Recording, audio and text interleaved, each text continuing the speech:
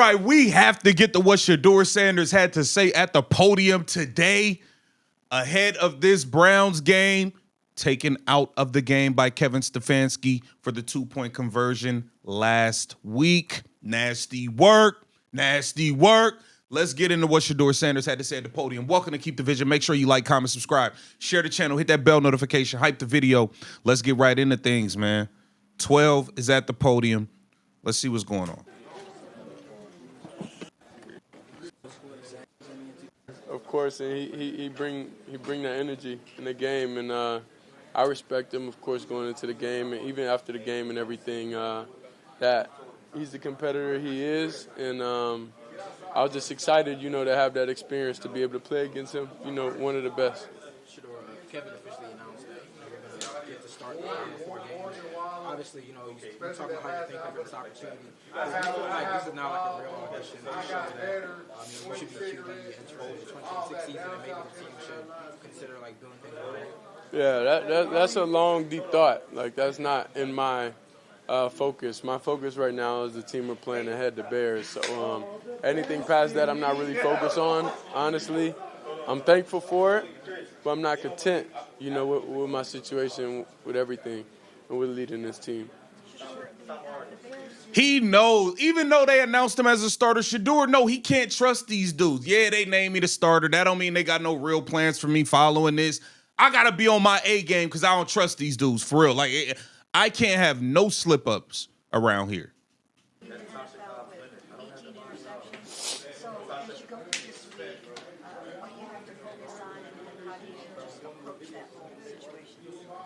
I think when you're approaching any week, I don't think the intent is to ever throw an interception. So I don't think that statistic, lets you know that they're good. They're a good team. But I think when you approach each and every week, I think that defenders are capable of catching an interception.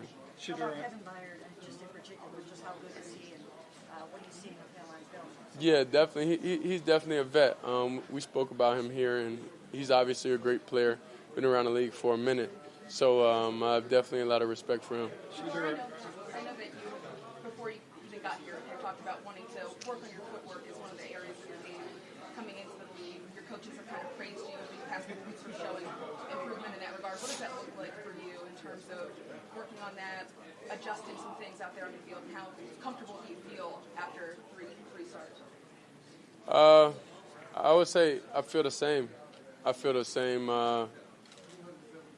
Since I first got here. It's definitely mentally it's ups and downs, it's different things, but I'll say consistently the same. I tend to stay and feel the same. In college and now, I think footwork and I think all that ties into a lot. That ties into trust. That ties into knowing where you guys are going to be. That ties into everything. So that's where you see the improvement because that we had that leap of faith, this past week, with knowing that the receivers are going to be in the right places, looking everybody in the eyes saying, I'm going to be there, I got you, building that foundation, building that trust. So when everything, when I trust, then you get the best out of me. You get what I'm saying? It's hard for me as a player to not trust things and play my best. So I'm just thankful that we built those relationships that quickly within the receiver room and within the team and within the O-line and everything. But we're not content. What allowed you to take that leap of faith? God did. He's gaining trust with the receivers and the line, but he damn sure don't trust Kevin Stefanski. He know what time it is. He know what time it is. They had my boy over there throwing next to trash cans, throwing the parking attendants, bro. He know he can't trust him. You mentioned you had the play at the podium earlier today. You were scrambling around looking like you threw the ball away. Mm-hmm. How do you decide when it's time to just throw it up? How I decide when? I would say like whenever the play's over. Sometimes you get in situations where you gotta understand the play over, and I'm improving in that. I had a little slip up last week, for sure, when knowing the play's over. But I don't know. In those situations, sometimes it's just like I want to win so bad, You know, I want to make something happen whenever we're stagnant and stuff like that. So just learning, like from the week before when I took a sack that got us out of field goal position, I learned from that, and I was like, okay, knowing where we are in the field, understanding like, okay, I tried my first thing, it don't work, get it out, you know, like so then I won't negatively affect the team. I know you played 2 years at Colorado, but what do you think about -15 wind chill in Chicago expected for Sunday? Honestly, I'm focused on these plays right now. Whenever that happens. You know, one thing you don't want to be is mentally defeated before you get there. You know, whatever comes with, however it feels out there, just comes with it. You know, we could prepare the best we can and do everything we can to bundle up. I know you see the 2 sleeves I'm wearing now, so we definitely had to change the style a little bit to make sure I stay warm. Shedeur, because of your playmaking ability, especially on the platform, how hard has it been for you to, what you mentioned before, kind of break those habits and like survive for the next game? Not hard. Not hard. It just took a little explaining. That's it. It's a negative thing to happen for me to just slow down, you know. But it's. I look at everything and I understand. Okay, this is what I was trying to do in this. You know, in this situation, this is what you should do. And sometimes it go your way, then they'll be like, that was lit. And sometimes it don't. So like you got to limit those that wasn't the best risk. You know, in certain situations, certain times of the game. You said your dad was going to get mad at you for that pick. Yeah. Did he? And what kind of advice did he give you? Well, you got like during the game and everything. I always hear his voice. You know, like in my ear. You know, I'm like in certain situations, certain everything.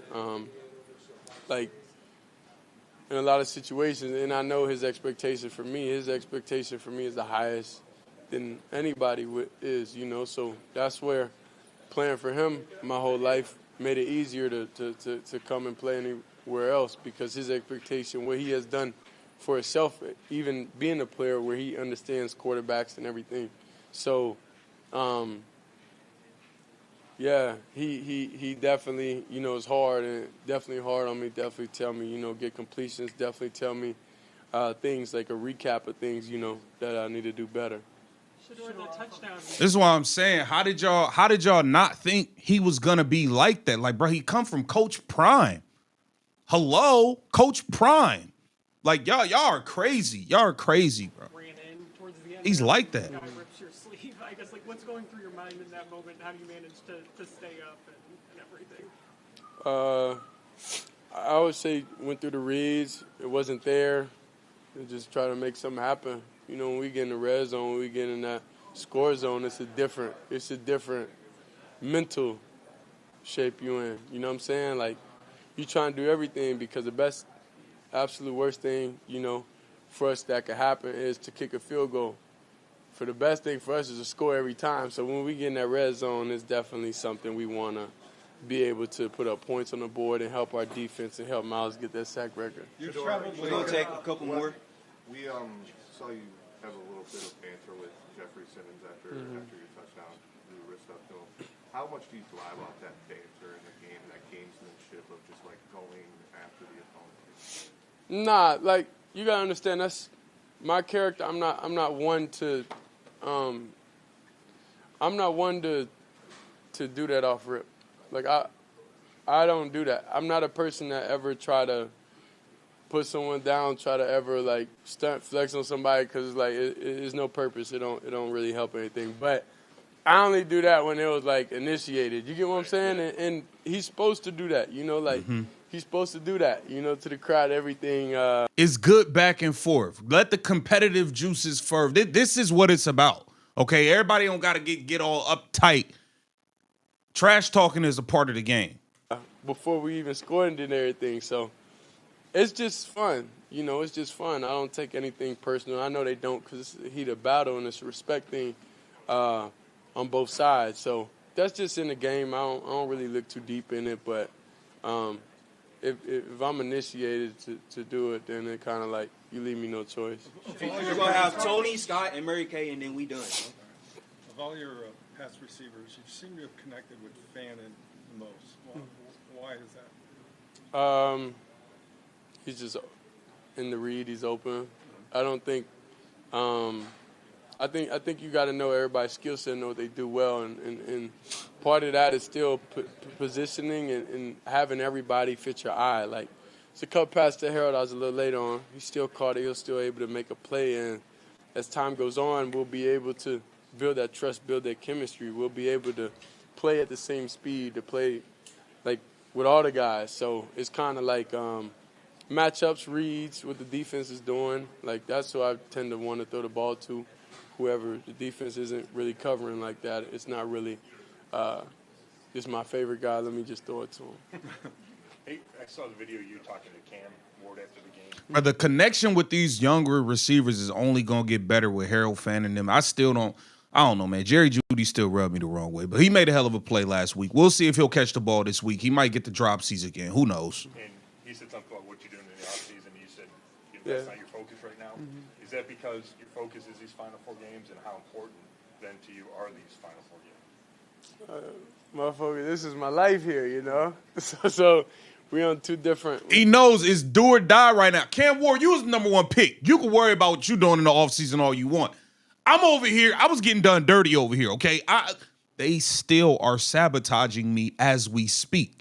They sabotaging me, taking me out on the 2-point conversion when I done led back-to-back touchdown drives. They sabotaging and taking me out the game. I can't worry about where I'm going to be at in the offseason. I got to, get this right over here because there's too much going on. We're on two different spectrums right now. You know, I got to focus on playing my best and being the best player I can for the team, and obviously the situations are different. So I know he puts his all into these games and these Final Four games, but it's just a little bit different, you know, because you don't know what could happen, you know. So I just go here, enjoy my day, you know, work hard, do everything I can, and if I'm here, I'm here. If I'm not, I'm not. Like, it's nothing in my control, so I try to control what I can control. He said, if I'm here, I'm here. If I'm not, I'm not.